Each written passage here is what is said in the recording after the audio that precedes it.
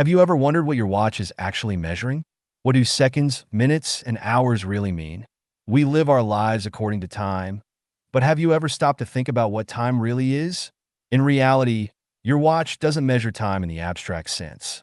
Instead, it measures the relationship between events.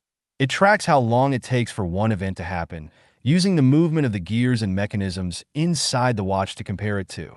For example, if something takes 1 minute to happen, by the end of that minute, the minute hand on your watch will have moved exactly 6 degrees. Essentially, you're comparing two changes: the event happening around you and the mechanical movement inside your watch. But this measurement only works because there's something to compare it to. The concept of time, as we understand it, is rooted in these comparisons. Now imagine a sphere moving in deep space, far away from any stars or galaxies. How can you tell if it's moving?